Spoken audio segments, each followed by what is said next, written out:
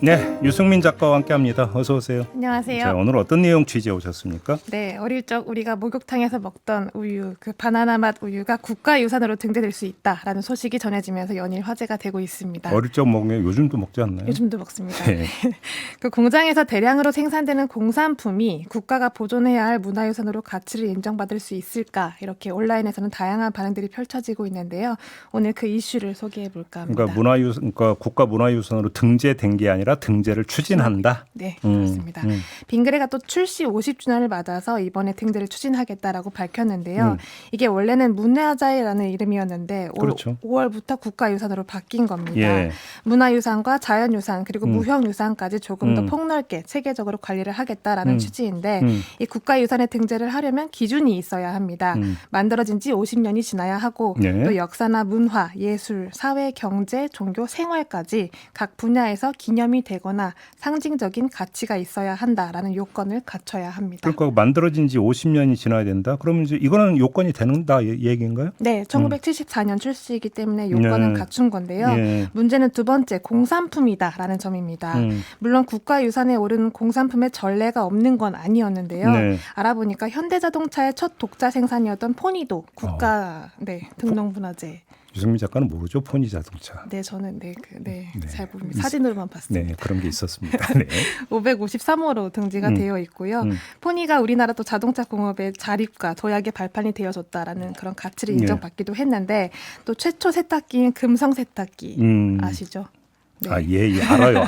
국가유산으로 등재가 되어 있습니다. 예. 1969년 국내 최초로 출시됐던 옛 금성사의 전기 세탁기인데 세탁과 탈수가 분리된 2조식 세탁기로 가사노동 가운데 고된 작업이었던 손빨래에서 드디어 해방됐다라는 그 당대 신문물로 호평을 받았던 제품이었죠. 그러니까 산업발전이라는 시대상을 보여준다. 네.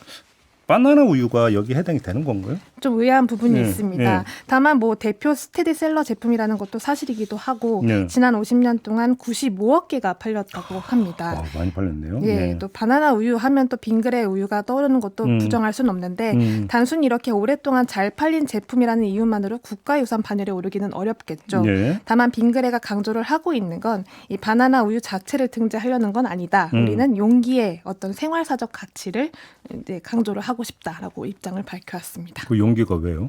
그 용기가 달 항아리랑 닮아 있다는 이유입니다. 아, 가운데가 볼록하게 이렇게 튀어나온 거 달항아리 닮았다? 네, 배불뚝의 항아리 그럼 모양이기도 애당초 한데요. 용기 만들 때 그걸 고려했다라는 거예요? 고려를 했다고 알려져 있습니다. 예. 관계자를 통해서 알아보니까 어떤 이 달 항아리에는 한국인만의 정서가 담겨 있기 때문에 이걸 문화유산으로 등록했을 경우에는 우리의 전통 문화 그리고 예술을 전 세계에 알릴 수 있는 계기가 되지 않겠냐라는 입장이었고요. 이게 당시로서는 굉장히 드물게 기획하에 또 디자인이 된 용기라고 합니다.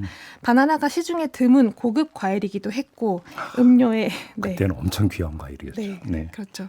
또 음료에 활용됐던 사례도 전무했기 때문에 이런 고급 이미지를 지키기 위해서 찾았던 게 폴리스티렌이라는 소재였고요. 지금은 플라스틱 용기가 굉장히 흔하지만 당시엔 또 그렇지 않았기 때문에 차별점이 있었다라는. 근데 달 항아리를 본뜬 데는 뭐 특별한 이유나 배경 스토리가 있는 건가요? 네, 있었습니다. 그 바나나라는 소재 자체가 굉장히 희소성이 있기 때문에 네. 용기만큼은 어떻게든 한국인한테 친숙한 그런 디자인을 고민을 하던 찰나 이 도자기 박람회에서 달 항아리를 보고 영감을 받아서 만든 디자인이라고 합니다. 게다가 그 제작 과정도 실제 달 항아리 만드는 법과 닮아 있는데요. 이 달 항아리를 만들 때도 위아래 사발을 따로 빚어서 접합을 시키는 식인데 이 용기도 상하부 컵을 따로 만들어서 결합하는 방식이라고 합니다. 단순히 공산품으로서가 아닌 문화적 그리고 생활사적 유산이라는 이야기에도 한층 힘이 실리는 제작 배경을 아무튼 가지고 이건 이제 있죠. 빙그레 주장인 거죠? 그렇습니다. 네, 아, 온라인 반응은 어떻습니까? 온라인에서는 이게 달 항아리와 닮아 있다는 거를 이번에 처음 알았다라는 반응이 가장 많았습니다. 솔직히 저도 처음 듣는 얘기예요. 네, 저도 이번에 처음 알게 되었는데요. 예. 덩달아 그 어릴 적 목욕탕 추억을 또 하나씩 공유하는 분위기도 있었습니다. 다만 이제 현존하는 브랜드인 만큼 국가유산으로는 좀 적정하지 않지 않냐라는 의견들도 있었습니다.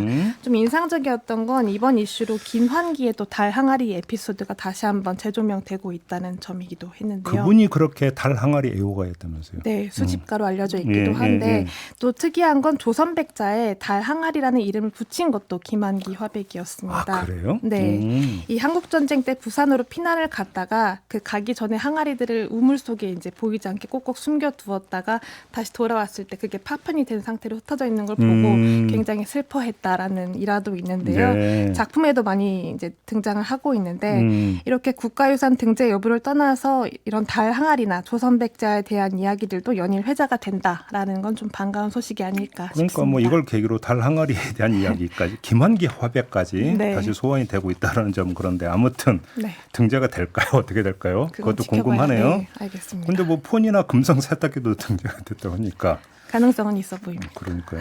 우리 촌철님들은 어떻게 생각하는지가 좀 궁금하네요. 네. 그렇죠. 등재 시켜줘도 된다. 아니다. 좀 갈릴 것 같은데. 이야기를 해볼 만한 가치는 있다고 생각합니다. 그러니까요. 네. 알겠습니다. 오늘 이야기는 이렇게 마무리하죠. 유승민 작가였습니다. 수고하셨어요. 고맙습니다.